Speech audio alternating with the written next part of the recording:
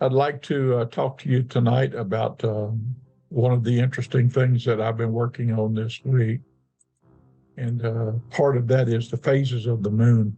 If you'll look in the chat on Zoom, I have added the phases of the moon document to that, which kind of shows you a little bit about the phases of the moon and how it all works.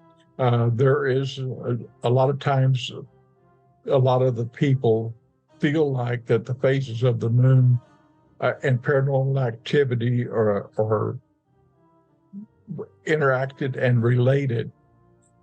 There is a long history of people believing that the moon has an influence on the behavior of humans and animals, and this belief extends to the paranormal as well. Even the old farmers' almanac and things would have places where did the planting, and it was all based on the phases of the moon. Some people believe that the full moon is a time of increased paranormal activity. They point to the fact that many paranormal events, such as ghost sightings and poltergeist activity, are reported to happen more often during full moons. There are several theories for why this might be the case. One theory is that full moon's gravitational pull influences the human mind, making people more susceptible to paranormal experiences. Another theory is that the moon's light creates more conductive environment for paranormal activity. I would think that if the light was the thing that was the conductor of it, you would get more in sunlight than you would in moonlight, based on that. I do feel that the activity of the moon's gravitational pull on the ocean tides and stuff are all important. On one of the documents that I have uploaded into our team site is a document that we use for doing investigations, and we are tracking the weather. That way we can try to determine whether or not the moon is causing additional problems or affecting paranormal activity. We can also determine if it's lightning or whatever, or if it's cold or warm or wet. All these things could have an effect on the activity, paranormal activity. And that's why it's important for us to be tracking all this information and recording it in the documentation we're doing. Other people believe the new moon is the time of increased paranormal activity. They argue that the darkness of the new moon provides cover for ghosts and other paranormal entities to manifest themselves. There is also a belief that the new moon's gravitational pull can open portals to other dimensions, allowing paranormal entities to cross over into our world. Now, if you'll look at the document that I posted, and we're going to go to it, I'll share my screen in a little bit and we'll talk about it. In the new moon phase, the moon is actually between the sun and the earth. So you're seeing the dark side of the moon, not the backside, the dark side, because the moon is in shadow. The sun is, on the other side of it, or it's in the earth's shadow. So actually, when you have a new moon, that usually occurs between 6 and 6 in the daylight hours, which means that you won't see the moon at all. It's actually there, but you won't see it. And the combined pull of the gravitational pull of the sun, the gravitational pull of the moon are combined. So new moon, you have more gravitational pull affecting the earth than you do any other time. Let me go ahead and share my screen here. Okay. In this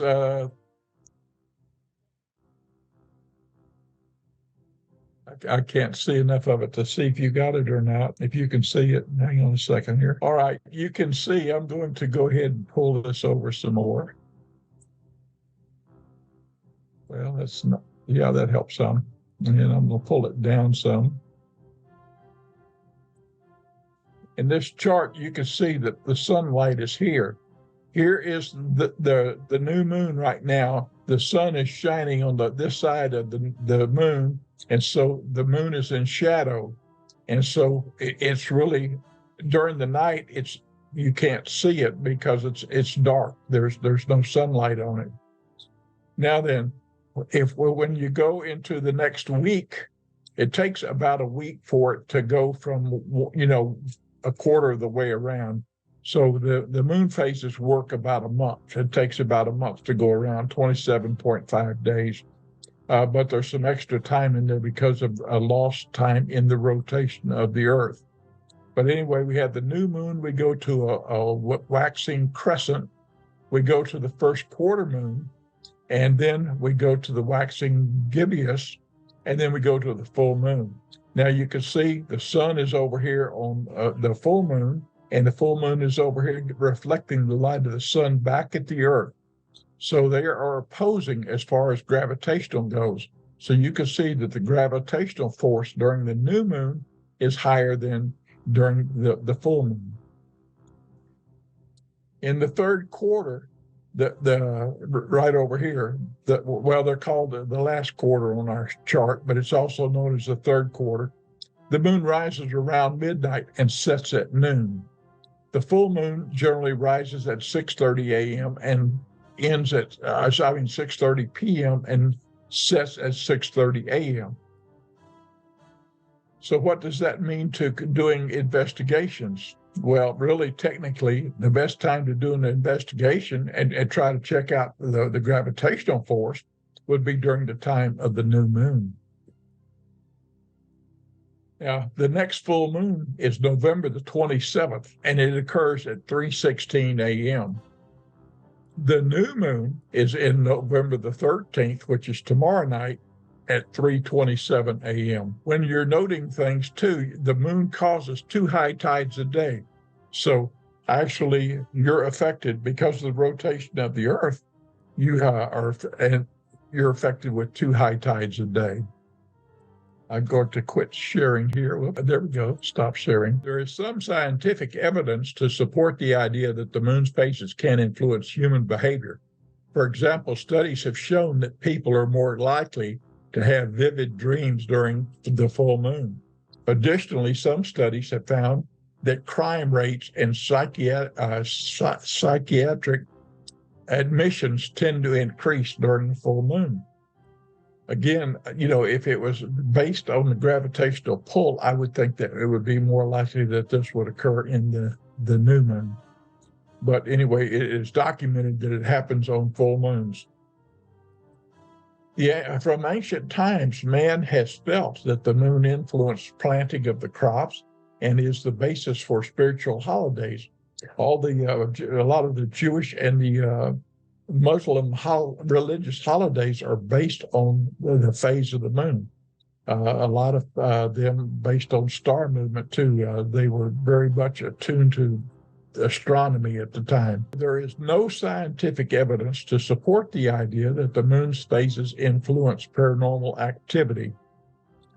All the evidence for these connection is anecdotal. Additionally, many of the studies that have been conducted on this topic have been poorly designed and have been flawed in other ways. So if we're going to be conducting investigations that are involving the phases of the moon and trying to document some of this, we need to come up with a good plan and a good design to be able to capture information that is meaningful.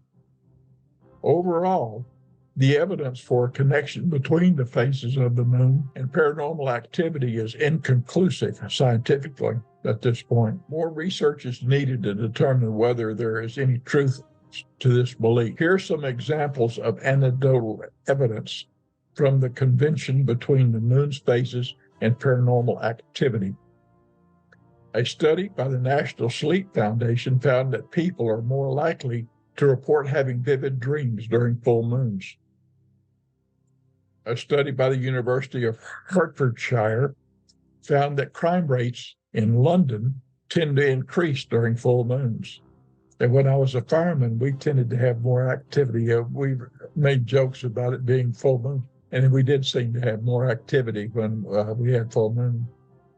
A study by the University of California, Berkeley, found that psychiatric admissions in the United States tend to increase during full moons. Many paranormal investigators report that they have increased number of paranormal experiences during full moons. There are many stories of people witnessing ghost sightings and other paranormal events during full moons. It is important to note that all this evidence is anecdotal and does not prove that there is a causal relationship between the moon's phases and the paranormal activity. More research is needed to determine whether or not there is any truth to this belief. One of the things they're finding right now, too, that they're studying is the gravitational force. They're trying to understand it. They don't know exactly what it is. They don't believe that it is electromagnetic in nature. They believe that it is more like a photon, that it has no positive or electric or negative electrical charge, and that more research is being done on what gravity actually is and how it actually works. So until more scientific evidence is gathered, we're all going to be working together trying to figure out how things affect. And it's important that we work together with other scientific people trying to determine these things, because a little thing that we find might help somebody else in another field find something else. So we need to be working and doing it in a planned and perfect design manner, that our activity means something and we have the right equipment to do it. So again, I hope that you've learned a little bit about the moon phases and how that might affect the paranormal activity, or how, things might work. If you've noticed anything different or would like to make some comments, please comment in the comments following this broadcast. Gerald, do you have anything you want to say, or do you have any feelings? Yes, John. Some of the things too that are affected also by the full moon that people don't touch off on is a lot of times there's electrical interference as well. Um, I noticed that when there's a full moon, that there's a strain on the grid for the power grid. And the reason I know that, living in this travel trailer, I can tell you from, experience on a full moon that the lights tend to dim because there's so much power grid. Because, just I think it's not a proven fact, but I believe that it affects that as well. And in turn, like you said, people have more paranormal experiences. And that's just because the veil between the two dimensions is, like you use the word, portal. Everybody, good night.